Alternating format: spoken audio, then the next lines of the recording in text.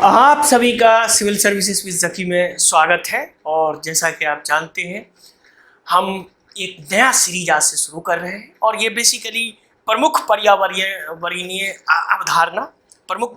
अवधारणा पे आधारित है।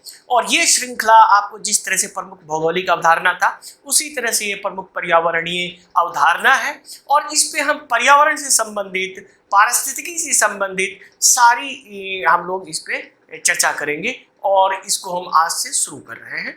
और इसके अलावा भी जैसा कि आप जानते हैं, आप कोई भी प्रश्न हमसे पूछ सकते हैं, तो वो एक हमारा है जकी सर से पूछे ये, तो इसमें आप जो भी चाहें आप पूछ सकते हैं। तो हम आज जो शुरू कर रहे हैं, इसमें बहुत सारे हम पर्यावरण से संबंधित आपको देंगे और ये लगातार चलेगा जिस तरह से हमारा प्रमुख भौगोलिक अवधारणा चला था। और आप जानते हैं कि ये कितना सफल रहा, आप लोगों का सपोर्ट भी बहुत अच्छा रहा। और हमने देखा कि और आपने भी देखा, मैंने आपको बताया कि किस तरह से पिछले बार 22 क्वेश्चन, इस बार 21 क्वेश्चन, तो पीटी के लिए तो बहुत ही आपके लिए रामबाण साबित हो रहा है ये। और इसमें हम देखेंगे तो मुख्य परीक्षा के लिए, और हमने मुख्य परीक्षा भी शुरू किया है, तो वो भी जो हमारा लाइव सेशन होता है उसमें भी आप शामिल हो सकते हैं। तो चलिए, लेकिन ये सारी चीज़ें हैं, आप जानते हैं कि ये सारा कितना मेहनत करना पड़ता है। तो इसके लिए आप सभी से आग्रह है कि आप लोग अगर कुछ मदद करना चाहें तो प्लीज़ इसको स्कैन करके आप मदद कर सकते हैं। तो चलिए, बगैर रुके हुए आज देखते हैं कि आज किन किन टॉपिक पे हम लोग चर्चा करेंगे। तो सबसे पहला जो हमारा है, पारिस्थितिकी तंत्र की संरचना एवं कार्य क्या है, उस पर चर्चा करेंगे। उसके बाद है पारिस्थितिकी तंत्र संरचना, उस पर। उसके बाद देखेंगे अजैविक घटक क्या होता है। उसके बाद देखेंगे जैविक घटक क्या होता है। उसके बाद देखेंगे पारिस्थितिकी तंत्र कार्य क्या है। और उसके बाद देखेंगे पोषक तत्वों का चक्रण, यानी उसका जो चक्र होता है, उसका संचालन होता है, वो किस तरह से होता है पारिस्थितिकी तंत्र में। और उसके बाद देखेंगे वायुमंडल की क्या भूमिका होती है।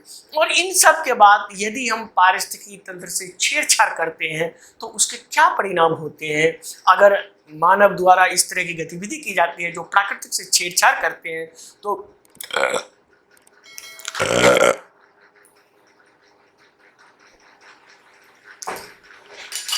तो उसके क्या परिणाम होते हैं, उस पर भी हम लोग चर्चा करेंगे।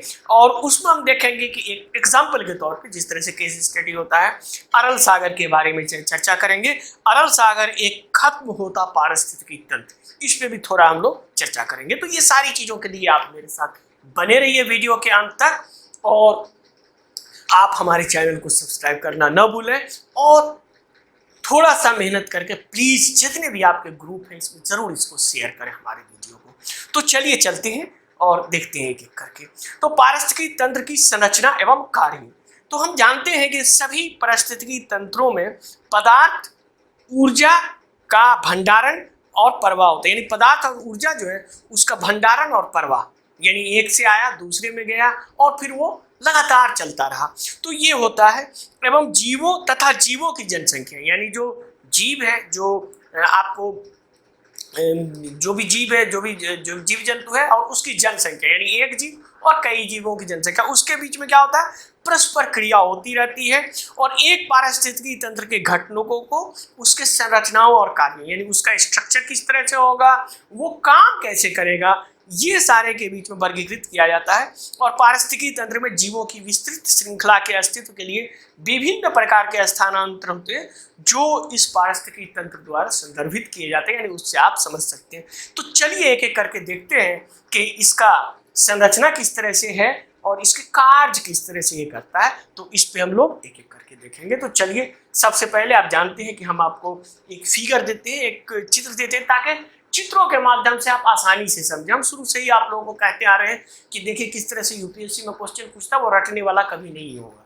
आप समझेंगे, आराम से आप बना देंगे, लेकिन आप रटेंगे तो नहीं हो पाएगा।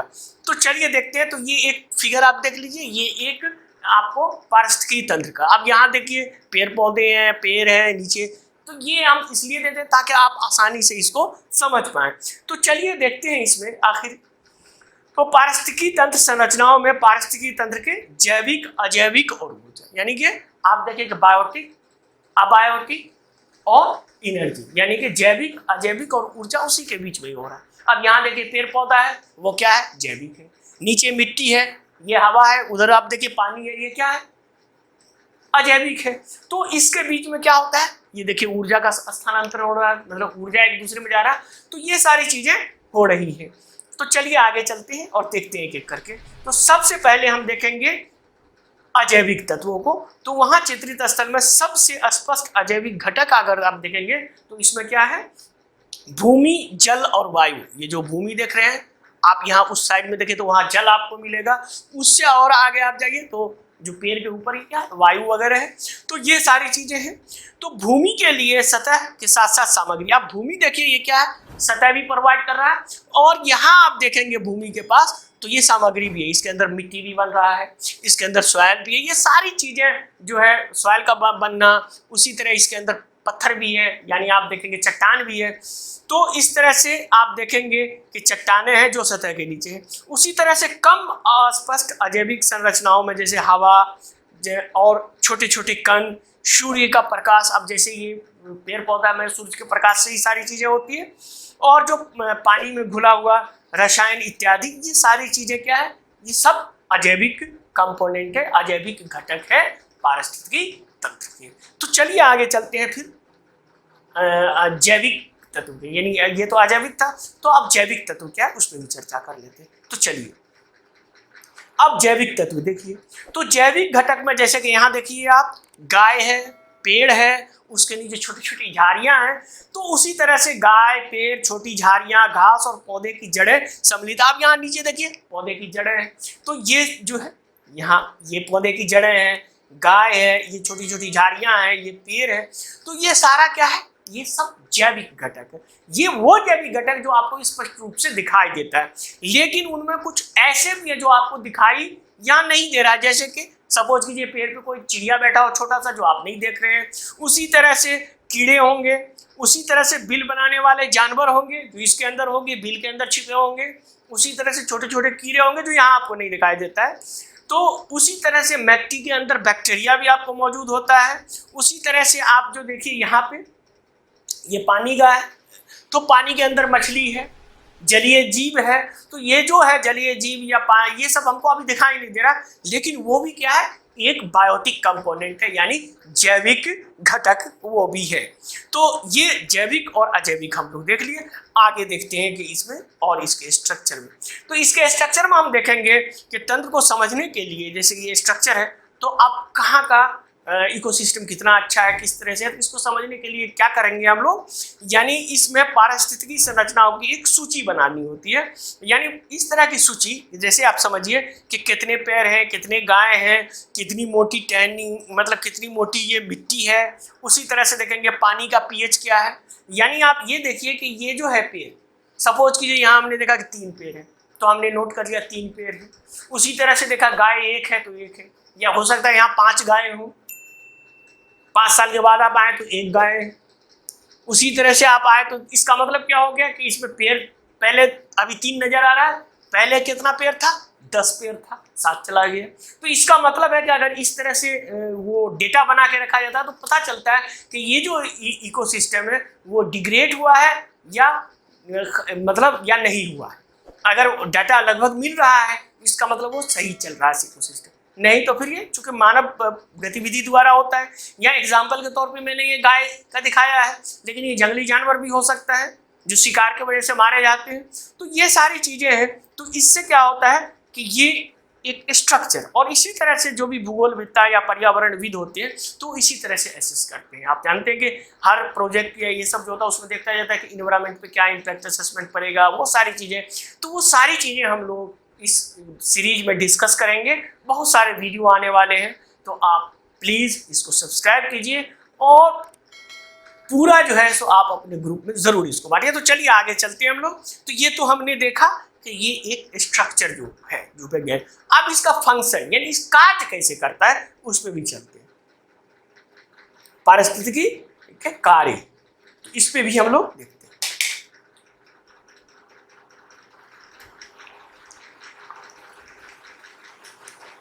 अब इसको देखेंगे कि पारिस्थितिकी तंत्र का जो कार्य है क्या है, ये गतिशील है, लगातार गतिशील है। तो आप देखेंगे जो पारिस्थितिकी तंत्र का समर्थन करने के लिए पर्यावरण, यानी उसका जो सपोर्ट करने के लिए जो पर्यावरण होता है, तो यह चित्र इसमें दृश्य में होने वाली, तो ये आप देखिए इसमें आपको प्रक्रिया, एक एक प्रक्रिया पे हम लोग चर्चा करेंगे, किस तरह से सूरज से लाइट आता है, किस तरह से फोटोसिंथेसिस होता है जिसको प्रकाश संश्लेषण कहते हैं, और किस तरह से आप देखिए कि यहाँ आप देखिए कि एब्जॉर्बेशन होता है, इस तरह से डाइजेशन। तो ये सारी चीज़ों को हम लोग एक एक करके स्टेप बाय स्टेप देखते हैं ताकि आसानी से समझ में आ जाए कि किस तरह से ये डायनेमिक तरीके से ये काम करता है। तो चलिए आगे चलते हैं। तो कुछ पारिस्थितिक तंत्र भूमि की सतह पर या उसके निकट होते हैं, जैसे आप यहाँ देखिए ये भूमि की सतह पे और उसके निकट होते हैं, जिसमें पौधों की वृद्धि होती है, जैसे ये पौधे हैं या वो है, तो वो पौधे होता है, तो ये भूमि पे हो गया। उसी तरह से नए पौधों का अंकुरण, पत्ते का झरना, पोषक तत्वों का चक्रण, जैसे कि पोषक तत्व है आप देखते हैं नाइट्रोजन साइकिल है, बहुत सारे इस तरह के, वो हम लोग भी उस सब को हम लोग इस सीरीज में लाने वाले हैं। बहुत सारे वीडियो आने वाले हैं, तो आप इसको ज़रूर शेयर कीजिए। तो तत्वों का संचालन, पानी का उठाव छोड़ना, और उसी तरह से अंतिम रूप से मिट्टी या अन्य तत्वों में सम्मिलित, यानी फाइनली जो चक्र हो जाता है। तो ये सारी चीज़ें आप होता है। तो चलिए एक एक करके देखते हैं। तो इसमें अन्य पारिस्थितिकी तंत्र प्रक्रियाओं में पहला तो हमने देखा कि ये लैंड पे हो रहा था, पेड़ पौधे बन रहे थे, नए अंकुरित हो रहे थे, उसके अंदर डिग्रेडेशन हो रहा था, ये सब सतह पे हो रहा था। अब वायुमंडल भी बहुत बड़ा रोल अदा करता है। तो अन्य पारिस्थितिकी प्रक्रिया वायुमंडल सम्मिलित हो, जैसे कि दिन और रात में मौसम चेंज होता है। आप अगर देखेंगे तो सोलर रेडिएशन दिन में ज़्यादा है, रात में लगभग नहीं है आपका। उसी तरह से देखेंगे कि मौसम के द्वारा ठंडी में अलग होता है, गर्मी में अलग होता है। उसी तरह से वायुमंडल में जीव, मिट्टी और पानी के बीच जो गैसों का निरंतर, जैसे सांस लिया जाता है, जैसे कि देखिए गैस का एक्सचेंज। उसी तरह से हम देखिए कि यहाँ प्रतिक्रियाओं में हवा का वाष्पीकरण, और कभी कभी अब क्या होता है इवोपरेशन होता है। ये सारी प्रक्रियाएं जो हो रही है ये वायुमंडल में हो रही है। इवोपरेशन हो रहा है, आप देखिए तो गैस का एक्सचेंज हो रहा है। तो उसी तरह से देखिए कि कभी कभी अब क्या होगा कि इसमें वर्षा शुरू हो जाएगा। अब वर्षा शुरू होगा तो फिर इसमें फ्रेश वाटर आ जाएगा, और इसमें अपवाह और अंतःस्पंदन यानी इन्फिल्ट्रेशन, इन्फिल्ट्रेशन को आप अगर ज्योग्राफिकल टर्म में या पर्यावरणीय समझ में तो अंतःस्पंदन कहिएगा, ठीक है। वरना नॉर्मल न्यूज में तो घुसपैठिया होता है, आप लोग जानते हैं, तो आप ट्रांसलेट कीजिएगा तो घुसपैठिया होगा। तो ये इन्फिल्ट्रेशन की प्रक्रियाओं के कारण बनता है। तो ये सारी चीज़ें, अब बारिश हो रहा है तो ये सारी चीज़ें, अगर बारिश बंद हो जाए, बारिश नहीं हो तो फिर क्या होगा, फिर से रिचार्ज नहीं होगा और फिर पानी सूख जाएगा, वो इकोसिस्टम खत्म हो जाएगा। तो ये सारी चीज़ें हैं। तो अब ये जो हमने आपको बताया कि ये इन्फिल्ट्रेशन, तो आगे चलिए इसके अलावा भी है और वो है फोटोसिंथेसिस, यानी इसके अलावा ये जो हमने बताया वायुमंडल, और इसके अलावा भी कई छोटी छोटी प्रक्रियाएं हैं जो इसमें कार्य करते रहते हैं।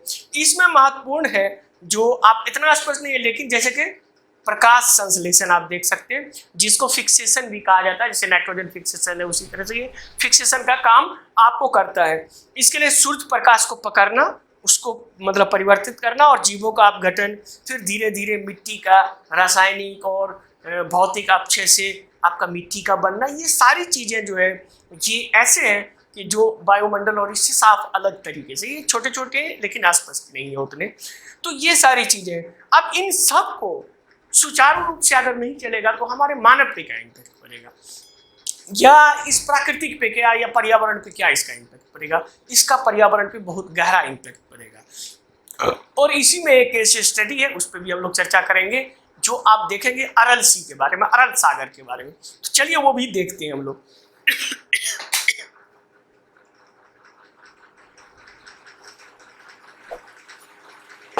अरल सागर के बारे में चलिए देखते हैं। अरल सागर एक खत्म होता पारिस्थितिकी तंत्र, यानी ये जो पारिस्थितिकी तंत्र अरल सागर के पास था वो अब खत्म हो रहा है। तो चलिए उस पर चर्चा करते हैं। तो ये देखिए, ये दोनों फिगर आपको दिखाई दे रहा है, ये पहले वाला कितना भरा हुआ है, दूसरा देखिए पूरा आपका खत्म हो गया। तो चलिए देखते हैं ये हुआ कैसे, ये घटनाएं हुई। तो 60 के दशक में रूसियों ने कृषि, विशेष रूप से कपास के लिए यानी एग्रीकल्चर के लिए क्या किया, सिंचाई प्रदान करने के लिए आमू दरिया और सिर दरिया नदियों का प्रवाह को मोड़ दिया, ठीक है। जब धाराओं को मोड़ दिया तो अरल सागर में, जो उस समय दुनिया की सबसे चौथी, अब ये वाला जो देख रहे हैं इस साइड वाला, ये उस वक्त 1960 का फोटो है। तो 1960 का फोटो में आप देखिए, सैटेलाइट का फोटो में, तो ये उस वक्त दुनिया की चौथी सबसे बड़ी झील थी। लेकिन उन्होंने अपना अधिकांश प्रवाह और अपने पूर्व यानी खो दिया, यानी अब चूंकि उसमें पानी आ ही नहीं रहा था, चूंकि दरिया को डाइवर्ट कर दिया गया। जब डाइवर्ट कर दिया गया तब फिर क्या हुआ, आपको डाइवर्ट करने के बाद वो अपना धीरे धीरे सूखता गया, और सूखते सूखते 1/10 यानी 10वां हिस्सा ही उसका रह गया, 10वां हिस्सा रह गया। अब ये जो 10वां हिस्सा रह गया, ये जो आपका पारिस्थितिकी जो पूरा इसका तंत्र था वो पूरी तरह से डिस्ट्रॉय हो गया। उसका क्या असर हुआ, चलिए वो भी देखते हैं, तो वो आगे देखते हैं इसी। तो अंतर्वाह की कमी से क्या हुआ, समुद्र यानी कि यहाँ अरब सागर की बात हम लोग कर रहे हैं, लवणता तेजी से बढ़ी। अब सैलिनिटी बढ़ेगी, लवणता बढ़ेगी, तो फिर क्या होगा, जलीय जो पारिस्थितिकी तंत्र थे वो मर गए, सब खत्म हो गए, टोटल एक्वेटिक इकोसिस्टम तबाह। अब तबाह होने से क्या हुआ, जैसे हम लोग जानते हैं कि चलो ये नहीं सब तबाह, सब एक दूसरे से डिपेंडेंट है। अब वो तबाह हुआ तो उसका असर क्या हुआ आपको, कि स्थलीय पारिस्थितिकी तंत्र के पतन का योगदान। अब स्थलीय पारिस्थितिकी तंत्र भी धीरे धीरे समाप्त होना शुरू हो गया है, और हो सकता है कि आगे फ्यूचर में आने वाले पूरा साफ हो जाएगा। और इस पे एक बीबीसी रिपोर्ट भी बनाया था, आप लोग भी देख सकते हैं बीबीसी पे जाके। तो सर्दियों और गर्मियों में स्थानीय तापमान, अब इसका कॉन्सिक्वेंसेस क्या हुआ, परिणाम क्या हुआ, कि सर्दी और गर्मी में स्थानीय तापमान और अधिक भीषण हो गया, यानी अधिक गर्मी में, ठंडी में और अधिक ठंडी, उसके बाद कई तरह के डिजीज वगैरह आ जाते हैं। तो इसीलिए अपने पर्यावरण को बचाइए, और ख़ास करके जो इकोसिस्टम है उसको उस हिसाब से समझना चाहिए, न कि हम सपोज। इसीलिए मैं कहता हूँ कि आपने सुना होगा महत्वाकांक्षी योजना है नदी को जोड़ने की, नदी के इसको डाइवर्ट, साफ नहीं कीजिए नदी को डाइवर्ट, आप नदी को डाइवर्ट कीजिएगा, प्राकृतिक से छेड़छाड़ कीजिएगा, सारी चीज़ उल्टी पुल्टी हो जाएगी। यानी आज आप ये सोच रहे हैं कि चलो इधर किसान को फायदा होगा, ये नदी ऐसे आ रहा है, ये बाहर, जबकि वो आपका उल्टा हो जाएगा। क्योंकि अगर रेगिस्तान है तो वो भी बहुत जरूरी है। सपोज कीजिए कि सहारा रेगिस्तान एग्जाम्पल के तौर पे लीजिए, सहारा रेगिस्तान में अगर हम पूरा सोलर पैनल लगा दें पूरा सहारा रेगिस्तान पे, तो 100 साल तक पूरे दुनिया को बिजली मुफ्त में मिल जाएगा, वही सोलर एनर्जी से।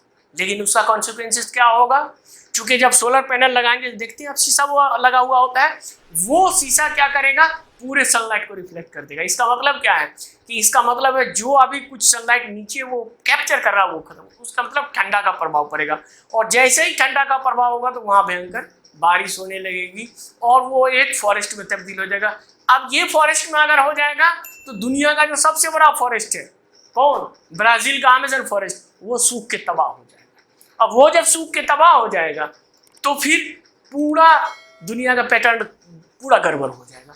यही वजह है कि हर चीज़ को हम अपने मतलब से नहीं कर सकते हैं, ये प्राकृतिक ये अपने तरह से कर रही है, आप छेड़छाड़ करेंगे सारा चीज़ गड़बड़ हो जाएगा। तो चलिए, आप लोग वीडियो देखने के लिए आप सभी का बहुत बहुत धन्यवाद। लेकिन मैं फिर से आग्रह करता हूँ, प्लीज़ इस वीडियो को हर जगह शेयर कीजिए, चूँकि अब हम और कई चीज़ें आपको देने वाले हैं। हम कुछ ही दिन में अपना वो लिस्ट जारी कर देंगे कि इस महीने में कितने आपके वीडियो आने वाले हैं, और पर्यावरण पे बहुत सारी चीज़ें हैं। उसी तरह से अगर आप कोई भी पूछना चाहते हैं, पर्यावरण पे पूछे, विज्ञान पे पूछे, ज्योग्राफी पे पूछे, यानी भूगोल पे, तो आप ये आस्क जकी सर, या जिसको हम हिंदी में कहते हैं जकी सर से पूछें, तो इस पे आप ज़रूर लिखिए। हमने अभी एक स्टूडेंट का बनाया, एक स्टूडेंट का और आया है, तो उस पर भी हम बना के दे रहे हैं। नेक्स्ट संडे को आपको संडे को हम देंगे। आप भी अगर पूछना चाहते हैं आप भी ज़रूर लिखिए, कमेंट में लिखिए, हमारा व्हाट्सअप नंबर कर दीजिए, नंबर आ ही रहा है इस पर, तो आप देख ही रहे, तो आप कर सकते हैं। तो चलिए, वीडियो देखने के लिए आप सभी का बहुत बहुत धन्यवाद।